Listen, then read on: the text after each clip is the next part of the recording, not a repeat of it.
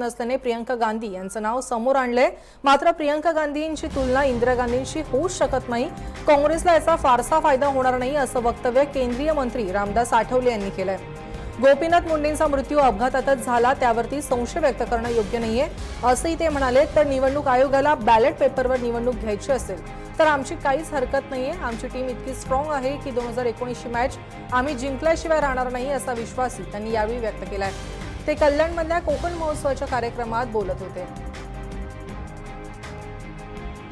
प्रियंका गांधी या गांधी घराण्यामधले आहेत, त्या सोनिया गांधी यांच्या पुत्री आहेत आणि काँग्रेस पक्षाला त्या ठिकाणी राहुल गांधींच्या नेतृत्वाखाली काँग्रेसला काही यश मिळत नाही आहे अशा पद्धतीची भावना कदाचित निर्माण झाल्यामुळं प्रियंका गांधीचं नाव पुढे आणलेलं आहे। पण प्रियंका गांधीचं नाव पुढे जरी आणलं तरी इंदिरा गांधींची तुलना काय त्यांची होऊ शकत नाही आहे। इंदिरा गांधी त्या अत्यंत ॲक्टिव्ह होत्या, संघर्षशील होत्या, अत्यंत ॲडमिनिस्ट्रेटर होत्या।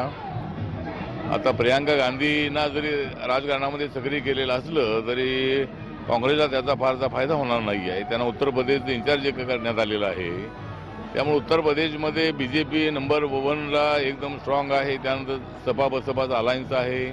मला असं वाटतं की गोपीनाथ मुंडे यांचा जो मृत्यू आहे तो अपघातामध्ये झाल्याचं जे चित्र आहे ते आपल्यासमोर आहे। पण आता नवीन अशा पद्धतीनं काहीतरी भूमिका काही लोक मांडण्याचा प्रयत्न करतायत आणि त्यामध्ये गोपीनाथ मुंडे यांची हत्या झालेली असावी अशा पद्धतीचा संशय व्यक्त करणं योग्य नाही आहे। पण मला असं वाटतं की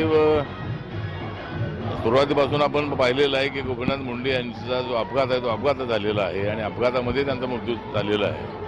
त्यामुळे ईव्हीएम मशीनच्या संबंधामध्ये काय जे लिंक लावण्याचा प्रयत्न होत आहे त्यामध्ये फार तथ्य असेल असं मला वाटत नाही।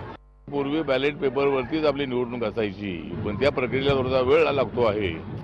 म्हणून ईव्हीएम मशीन जी आहे ती मशीन आणली पाहिजे म्हणून सगळ्यांनी ठराव करून इलेक्शन कमिशनला सांगितलं आणि मग ही पद्धती पुढे आलेली आहे। त्यामुळे आता ती पद्धत जर नको असेल तर अचानक त्या पद्धतीमध्ये बदल करता येणार नाही। जर इलेक्शन कमिशन जर बॅलेट पेपरवर इलेक्शन घेत असेल तर त्याला आमची हरकत अजिबात नाही आहे। म्हणजे आमचा आग्रह असा काय नाही की त्या ठिकाणी ईव्हीएम मशीन असली पाहिजे। पण आता जी लोकसभेची निवडणूक आहे ही निवडणूक जी आहे ती आता अचानकपणे त्याच्यामध्ये इलेक्शन कमिशन बदल करेल असं मला वाटत नाही आहे।